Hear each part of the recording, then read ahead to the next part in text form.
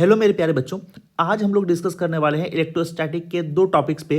पहला है बेटा इलेक्ट्रिकल परमिटिविटी और दूसरा है रिलेटिव परमिटिविटी। ठीक है ना। इन दोनों टर्म्स में बच्चों को बहुत कन्फ्यूजन होता है, तो आइए सबसे पहले हम लोग इलेक्ट्रिकल परमिटिविटी के बारे में जानते हैं। इलेक्ट्रिकल परमिटिविटी को हम लोग एप्सिलॉन से रिप्रेजेंट करते हैं, है ना। इसको समझने के लिए पहले हम लोग कुछ बेसिक बातों को समझ लेते हैं बेटा। कुछ बेसिक बातें उस किस तरह से हैं, हमने आपको केस बना के समझाने की कोशिश की है। केस नंबर 1 अगर हम लोग लेंगे बेटा, जैसे हम लोग केस 1 में क्या माने हैं बेटा, एक यहाँ पे आदमी है, ठीक है ना, जो कि एयर में दौड़ रहा है और उसका स्पीड कितना है बेटा, VA। लेट सपोज हमने एयर जो है बेटा इसका सराउंडिंग मीडियम हुआ इस आदमी का, और वो एयर में दौड़ रहा है, उसका स्पीड कितना है, VA। और वही सेम आदमी कहाँ चला गया बेटा, वाटर में चला गया। कहाँ चला गया, वाटर में चला गया। तो अब बताओ इसका स्पीड मान लेते हैं फॉर एग्जांपल VW हो गया। तो बताओ ध्यान से, यहाँ पे बताओ ध्यान से आप कि किसका स्पीड ज़्यादा होगा बेटा, एयर में स्पीड ज़्यादा होगा या फिर वाटर में स्पीड ज़्यादा होगा। आप कहोगे सर एयर में स्पीड क्या होगा, ज़्यादा होगा, क्योंकि आपको पता है कि एयर जो है बेटा वो कम रेजिस्टेंस प्रोवाइड करेगा और वाटर जो है बेटा वो ज़्यादा रेजिस्टेंस प्रोवाइड करेगा। ये बेसिकली क्या है, ये मीडियम का प्रॉपर्टी है कि नहीं है। एयर का अलग, एयर जो है मीडियम वो कम रेजिस्टेंस प्रोवाइड करेगा और वाटर जो अलग मीडियम है वो ज़्यादा रेजिस्टेंस प्रोवाइड करेगा। यहाँ जो वेलोसिटी में जो चेंज आ रहा है, यानी वेलोसिटी में जो कमी आ रही है, वो किसके कारण आ रही है बेटा, वो मीडियम के कारण आ रहा है कि नहीं आ रहा है। यहाँ पे जो है बेटा वो मीडियम पे डिपेंड कर रहा है। मीडियम वाटर के केस में स्पीड कम हो जा रहा है और एयर के केस में स्पीड ज़्यादा हो जा रहा है। तो यहाँ पे स्पीड जो है वो मीडियम डिपेंडेंट है या नहीं है। सेम वे से यहाँ भी इलेक्ट्रिकल परमिटिविटी जो है उसको डिफाइन करने किस तरह से करेंगे, सुनना है बेटा। It is the property of a material due to which, it is the property of a material बोल दो या फिर मीडियम बोल लो, बात देखी है, ठीक है ना। It is the property of a medium और a material due to which it opposes the external electric field. यानी ये मटेरियल का या मीडियम का वह प्रॉपर्टी है, या मीडियम का वह प्रॉपर्टी है जिसके कारण मीडियम में जो एक्सटर्नल इलेक्ट्रिक फील्ड है उसमें डिक्रीमेंट हो जाता है, यानी वो डिक्रीज कर देता है। इसी प्रॉपर्टी को हम लोग इलेक्ट्रिकल परमिटिविटी के नाम से जानते हैं। ऑलराइट बेटा, फॉर एग्जांपल अगर हम बात करें, यहाँ पे ध्यान से आप देखो, यहाँ ध्यान से कि अगर हम इलेक्ट्रिक फील्ड लें, फॉर एग्जांपल यहाँ पे हमारे पास कोई एक इलेक्ट्रिक फील्ड यहाँ पर है। इलेक्ट्रिक फील्ड क्या है बेटा, कुछ इस तरह से हमारे पास इलेक्ट्रिक फील्ड है। तो किसी भी मीडियम में ये इलेक्ट्रिक फील्ड है। अब पर्टिकुलर मीडियम क्या करेगा, इस इलेक्ट्रिक फील्ड में एक अपोज पैदा करेगा, एक रेजिस्टेंस पैदा करेगा।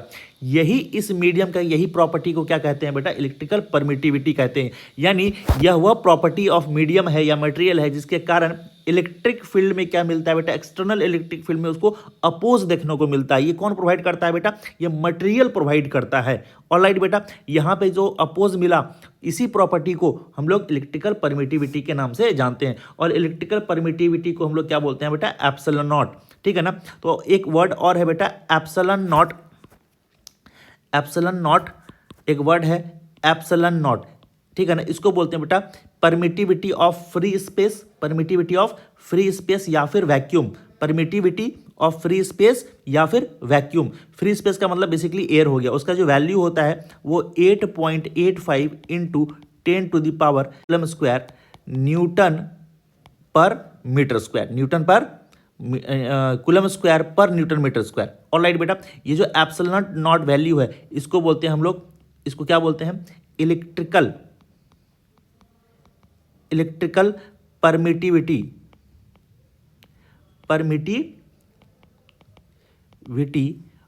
Of free space.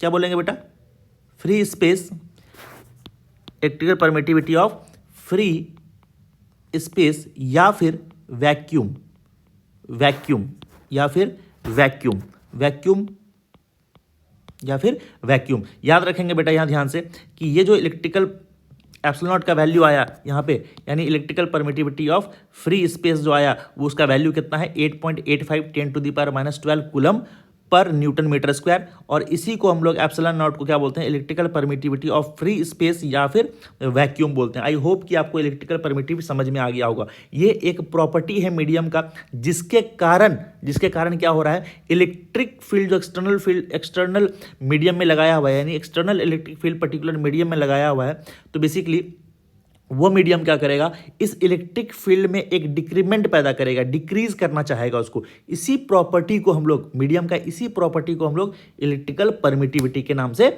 जानते हैं। ऑलराइट बेटा, अब आते हैं हम लोग रिलेटिव परमिटिविटी पे।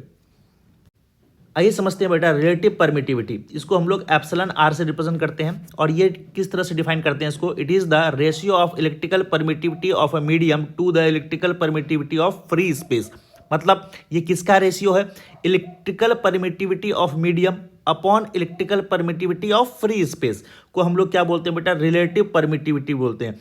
क्या हम लोग इलेक्ट्रिकल परमिटिविटी ऑफ मीडियम को इतना लिख सकते हैं क्रॉस मल्टीप्लाई करके, बिल्कुल लिख सकते हैं बेटा। अब इसको समझते हैं थोड़ा डिटेल में बेटा। लेट सपोज हमारे पास कोई एक चार्ज पार्टिकल है, दो चार्ज पार्टिकल है Q1 और Q2, जो कि किसी भी डिस्टेंस r पे रखा हुआ है, और यहाँ पे जो मीडियम किस मीडियम में रखा हुआ है वो एयर मीडियम है।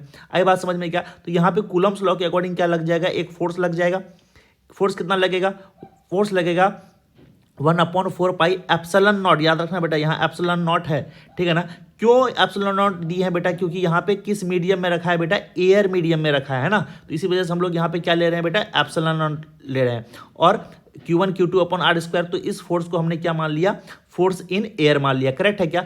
अब यही सिस्टम को हम लोग कहाँ पे लेके जा रहे हैं बेटा, वाटर में लेके जा रहे हैं। कहाँ लेके जा रहे हैं, सेम सिस्टम को, Q1 Q2 का मैग्नीट्यूड सेम है और आर का भी मैग्नीट्यूड सेम है, तो कहाँ पे लेके चले गए बेटा, वाटर के केस में। वाटर के केस में अगर आ गया बेटा, तो बताओ परमिटिविटी ऑफ मीडियम सेम रहा कि अलग हो गया, अलग हो गया, क्योंकि वाटर एक अलग मीडियम है। तो हम लोग यहाँ पे एप्सिलॉन नॉट नहीं लेके एप्सिलॉन लेंगे, सिर्फ क्या लेंगे, एप्सिलॉन ऑफ मीडियम लेंगे। करेक्ट है बेटा।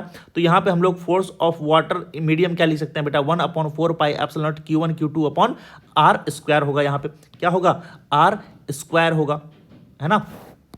यहाँ पे क्या होगा, आर स्क्वायर होगा, ठीक है ना। करेक्ट है। तो यहाँ पे हम लोग परमिटिविटी किसका लिए हैं बेटा, किसका परमिटिविटी लिए हैं, यहाँ पे मीडियम का परमिटिविटी लिए हैं। और क्या मैं मीडियम के परमिटिविटी को क्या मैं यहाँ से epsilon not into relative permittivity लिख सकता हूँ क्या, तो मैंने इसको इस तरह से लिख दिया। कोई दिक्कत, कोई परेशानी।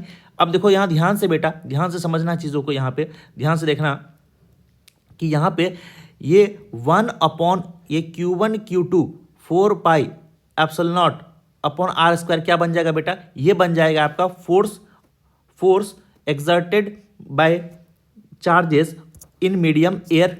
लिख सकते हैं क्या इतना, बिल्कुल लिख सकते हैं। अपॉन क्या आ जाएगा बेटा, एप्सिलॉन आर आ जाएगा। तो हम कह सकते हैं जो फोर्स आया बेटा वाटर में, वो कितने टाइम्स घट गया, वो रिलेटिव परमिटिविटी जो होगा मीडियम का वो उतने टाइम्स घट गया। तो हम लोग इसको इस तरह से बोल सकते हैं कि जो फोर्स, जैसे फॉर एग्जांपल हम इस तरह से भी इसको रिप्रेजेंट कर सकते हैं। जैसे मान लेते हैं कि एयर मीडियम जब था बेटा, तो लेट सपोज कितना फोर्स लग रहा था हमारा, कितना फोर्स लग रहा था, 10 न्यूटन लग रहा था, ठीक है ना। अब जब वाटर मीडियम आ गया, जब ये कोई वाटर मीडियम आ गया, तो लेट सपोज इसका जो फोर्स है, बस मैं एग्जांपल ले रहा हूँ, ठीक है ना बेटा। तो अगर मान लेते हैं ये कितना आ गया बेटा, 5 न्यूटन लगने लगा। कितना लगने लगा बेटा, 5 न्यूटन लगने लगा। तो बताओ यहाँ पे ध्यान से कि कितने फैक्टर से ये फोर्स घट गया। क्या हम कह सकते हैं कि 2 फैक्टर से फोर्स घट गया, अरे बोलो हाँ या नहीं। फैक्टर ऑफ 2 से फोर्स क्या हो गया बेटा, घट गया। एयर में कितना लग रहा था फॉर एग्जांपल, ठीक है ना, 10 न्यूटन लग रहा था। अब उसी सिस्टम को कहाँ लेके चला गए, पानी में, तो अब फोर्स कितना लगने लगा बेटा, 5 न्यूटन। तो बताओ कितने फैक्टर से फोर्स घट गया। जितने फैक्टर से फोर्स घट गया वही हमारा क्या है बेटा, रिलेटिव परमिटिविटी है। इसको इस तरह से भी हम लोग डिफाइन कर सकते हैं बेटा। एक्चुअल में जो डेफिनेशन है वो हमारा यही है, लेकिन आसान तरीके से समझने के लिए हम लोग इस तरह से भी इसको डिफाइन कर सकते हैं। तो अगर हम फोर्स इन वाटर मीडियम में निकालें तो force in air medium upon relative permittivity आ जाएगा। रिलेटिव परमिटिविटी क्या होता है, it is the ratio of electrical permittivity of medium to the electrical permittivity of free space. हम लोग इसको इतना भी लिख सकते हैं। करेक्ट है क्या।